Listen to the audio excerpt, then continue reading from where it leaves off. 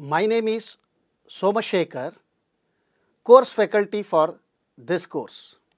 Now let us will see the effective area, force, velocity and power in the cylinders.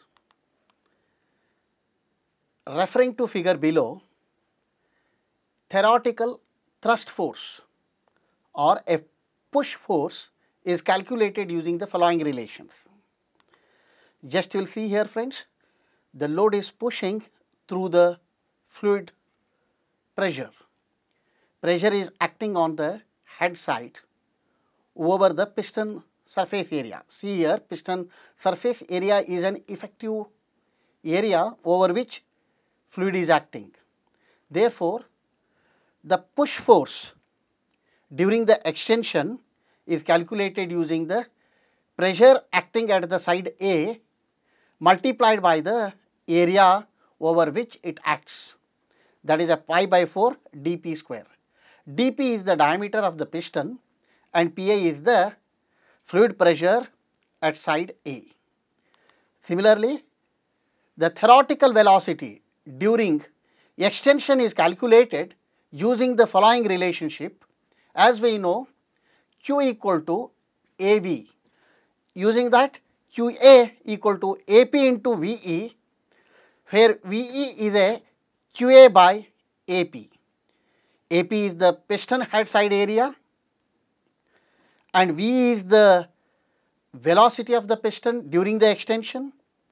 QA is the volumetric flow rate at side A. The power during the extension, PE is calculated using the force into velocity.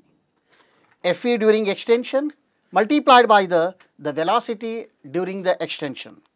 After substituting the value, we will get the power during the extension is Pa into Qa. Let us will call this equation number 1 for the power during the extension stroke. Similarly, let us will see the theoretical tension force or a pull force using the following relations here.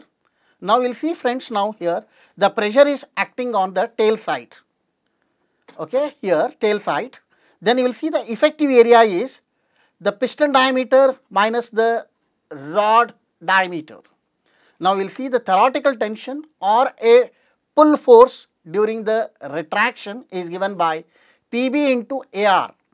Pb is the fluid pressure at side B and Ar is the area over which it acts during the retraction, which is given by pi by 4 dp square minus dr square.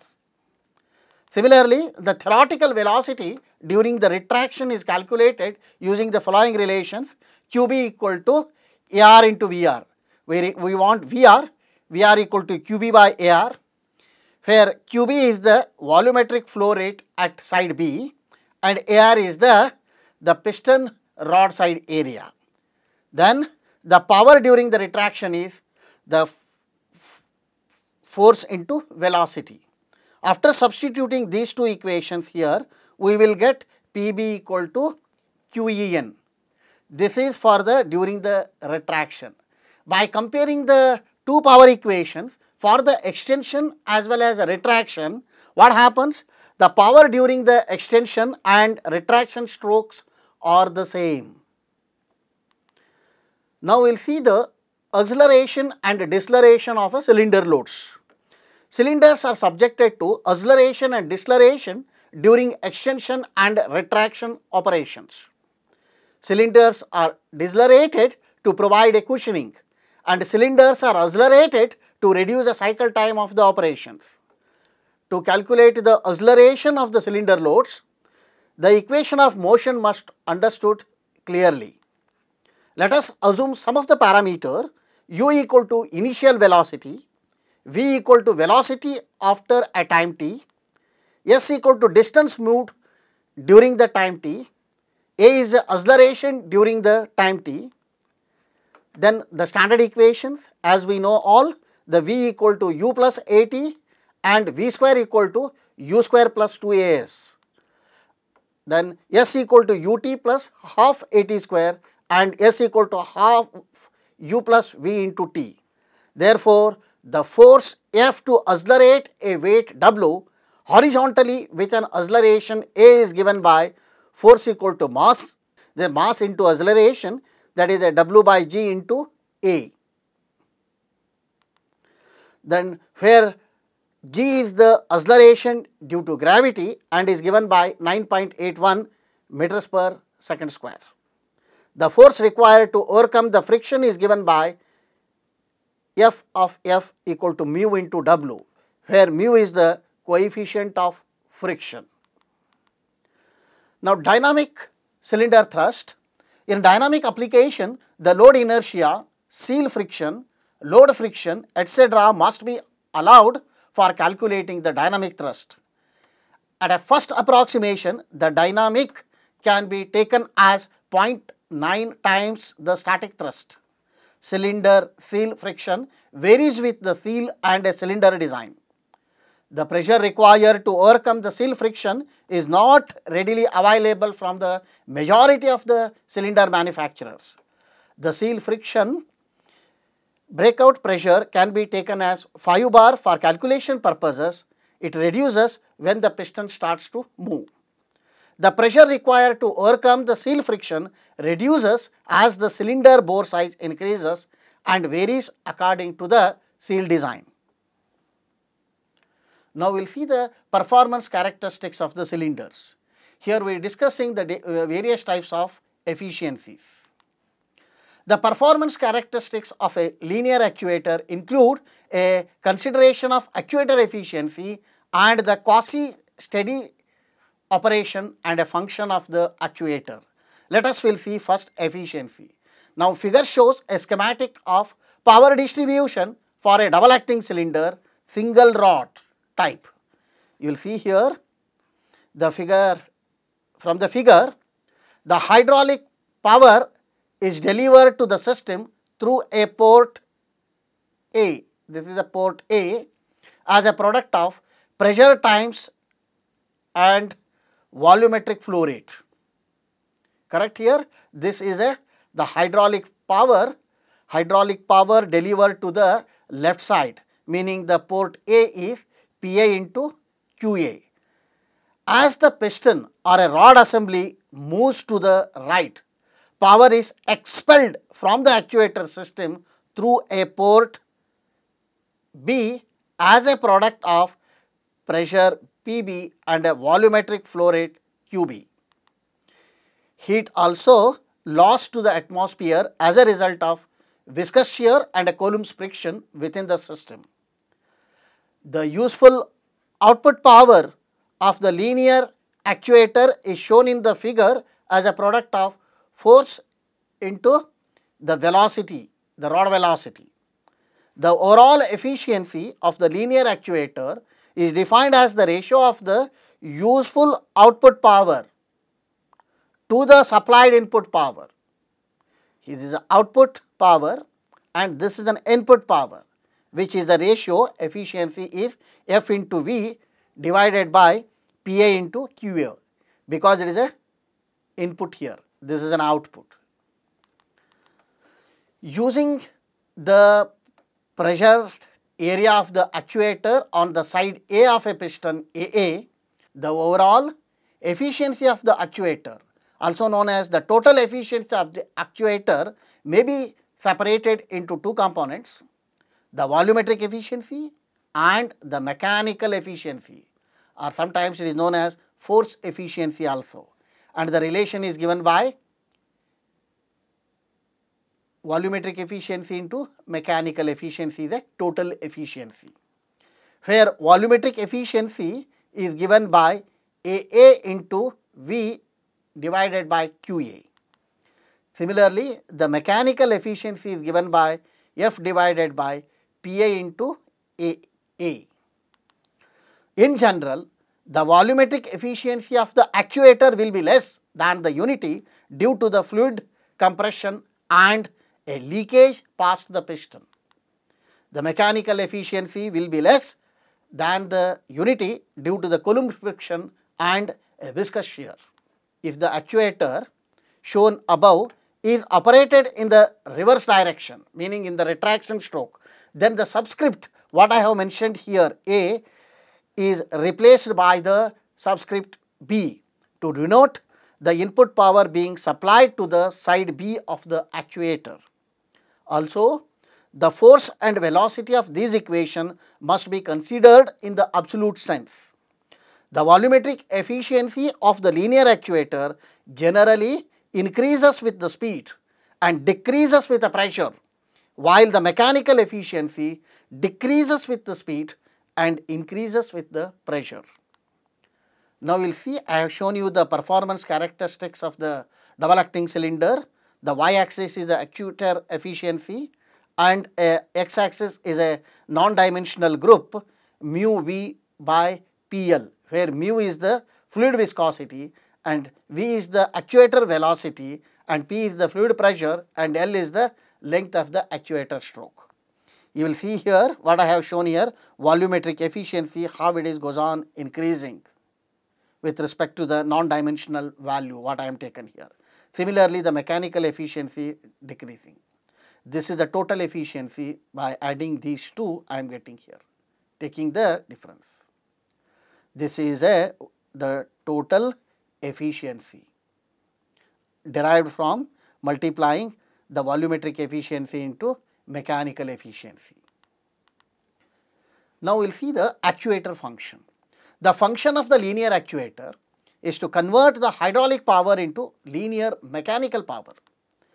Since the momentum effect of the moving actuator parts are small compared to the forces that are generated by the linear actuator, and since the pressure transient in the actuator occur much faster than the dynamic of the actuator load, the power conversion of the actuator may be considered as a quasi-steady process in which most of the time varying quantities may be neglected. See here, this is the following figure represented to describe the positive output motion of the cylinder. Here you will see I have represented some of the terminologies. Here you will see this is a piston rod which is having the two side, it is a cushioning.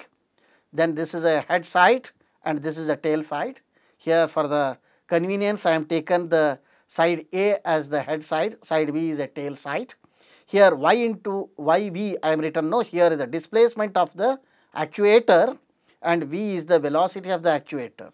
Similarly, the F is the an applied load to the actuator, how much you are applied here, and PA is the fluid pressure on side A and PB is the fluid pressure on the side B, and AA is the what it is, the pressure area on the side A, AB is the pressure area on the side B. Similarly, QA and QB are volumetric flow rate into the side A and side B. Now, we will see now here using the quasi-steady assumptions with figure in which the momentum effects of the actuator have been neglected. It may be shown that the applied force to the actuator is given by minus PA into AA minus PB into AB multiplied by the mechanical efficiency. This I will call it as equation number 5. This equation is a sign dependent and may be used to describe the actuator pressures for an applied load that is either positive or a negative. Now, the velocity of the actuator may be calculated using the following equation: QA by A into volumetric efficiency. Similarly, QB by AB into volumetric efficiency. I will call it as equation number 6. This equation 2 is sign dependency where a negative on the flow rate terms must be applied when the flow arrows are pointing in the opposite directions. In order to determine the instantaneous displacement y of the linear actuator, the integral of equation 6 must be taken with respect to t. The load requirement and the actuator size may be adequately matched using the equation 5, while the required flow rate of the actuator power supply may be determined using the equation 6. After knowing the performance characteristics of the double acting cylinder, let us will see now some of the special actuators for the special purposes. The mainly I am discussing now onwards some of the special actuators meant for the pneumatic applications, but these are also used in the hydraulics. Telescopic cylinders. You will see, friends, what is this telescopic cylinders. By seeing the figure itself, it tells us that the one sleeve inside the other. You will see it is a retracted position of the telescopic cylinder. In the extended position, you will see first stage, second stage, third stage. Up to how many stages? Up to 5 stages of the sleeve will extend with the fluid pressure. Telescopic cylinders are used when a long stroke length and a short retracted length are required.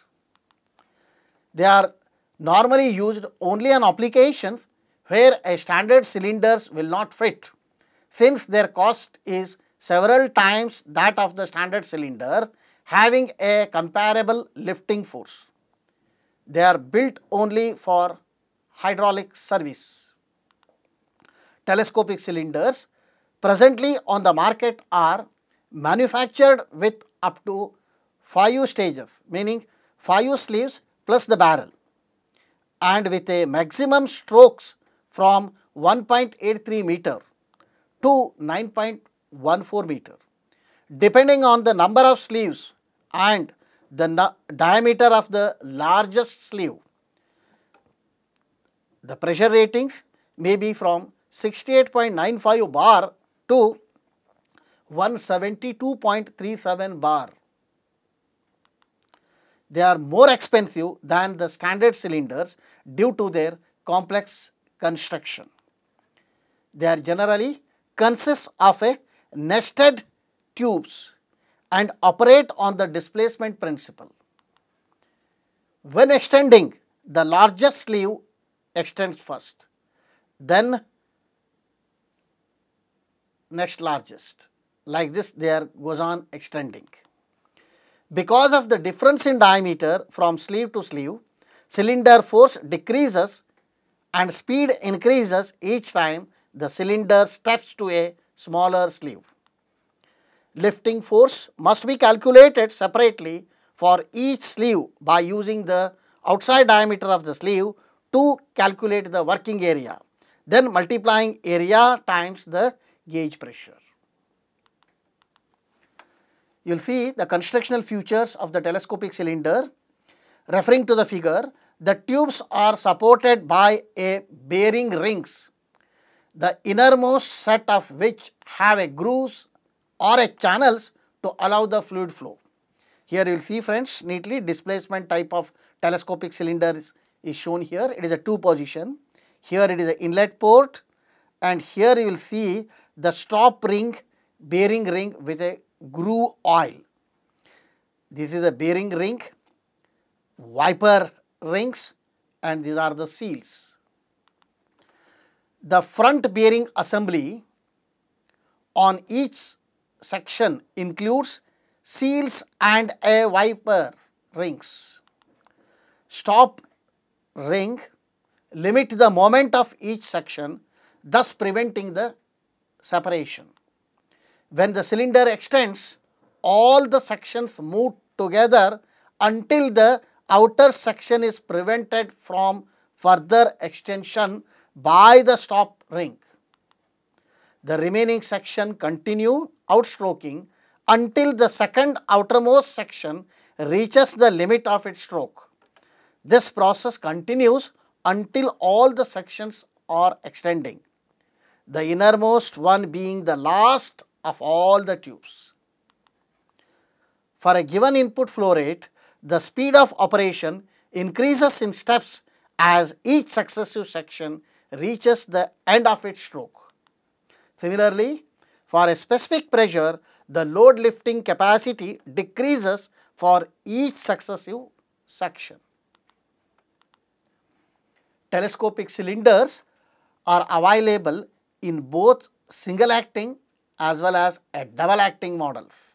You will see here the nested tubes, one inside the other. Here it is only one line, it is a single acting telescopic cylinder, meaning only extension, retraction by the self weight or a vertical positioning of the telescopic cylinder. You will see in the double acting C, there are the two lines are there, meaning extension of the sleeve through the fluid pressure. Similarly, the retraction of the sleeve through the fluid pressure. It is a double acting type. The application, you will see the various applications in construction, agricultural, many places. Single acting models are used for pushing. They will not retract under their own power. Usually, the weight of the load causes them to collapse when their pressure port is vented. Only these are used to push the loads. Then retraction is when you will cut off the inlet pressure, automatically due to the self weight, they will come one inside the other. The sleeve collapse in reverse order with the smallest sleeve collapsing first. Next, in the case of the double acting models, do their heavy work on extension, but they do not have a very small net area which can be used to supplement the load weight for collapsing them. If they push the load over center for a shorter distance, they can usually develop enough pushback force to get them back over center, so the load weight can collapse them. Pull back force is different for each sleeve and is calculated from net area, which is the area of the larger sleeve minus area of the next smaller sleeve. The sleeves may or may not collapse in reverse order, but the sleeves with smallest net area will collapse first. Then the sleeve with next smaller net area will collapse next, and so on it will continue.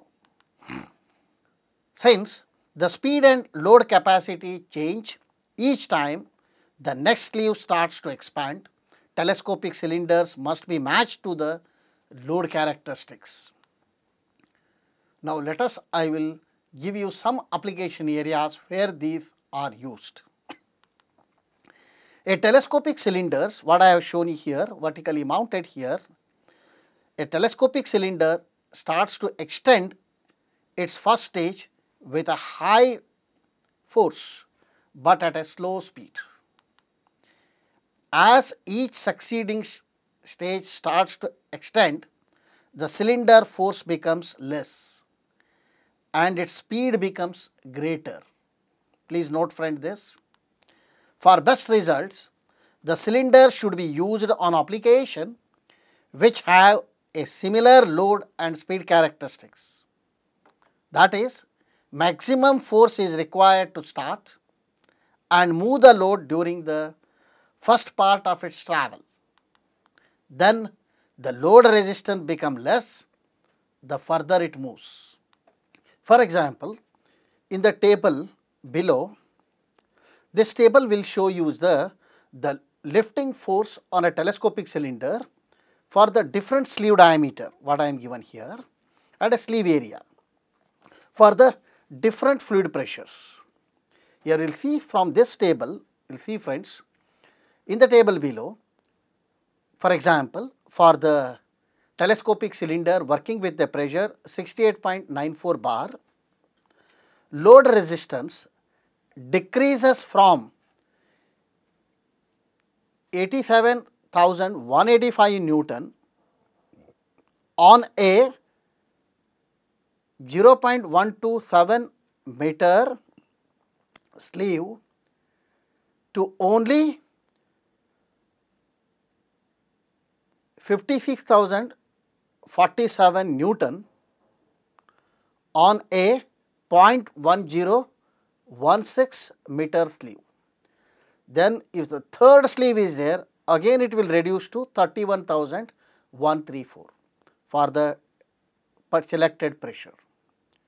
Meaning as we will move, as it will extend 5th, 4th, 3rd, 1st, the lifting load goes on decreasing. See here. This is one of the important observation in case of the telescopic cylinders. An increase in speed on the smaller sleeve, especially on jobs like raising the boom on a crane, might cause the boom to whip. Now, we will see one more application here, what I have shown here in this sketch, referring to figure. Raising a loaded hinged beam from a horizontal to a vertical position is a very good application, because the load requirement matches a telescopic cylinder characteristics. You will see hinged point. When the one tube other tube extends, the load will be lifting up. The load requires maximum force at the start. That is why it is a very good application. Then the required force diminishes to 0 as the beam reaches the vertical position. Speed may become excessive as the beam approaches a vertical. So, a speed control valve should be available to the operator. Another application you will see here, it is a hinged point now here, the load is here, the cylinder mounting here in the inclined position. This configuration is used on a dump truck to dump material. Less force is required to raise the load as the cylinder extends, because a part of the load is being dumped and the remaining load requires a less force as it moves towards the vertical position. Now, we will see one more area where it is a poor application of the telescopic cylinder. Here it is a vertical load and hinge point here.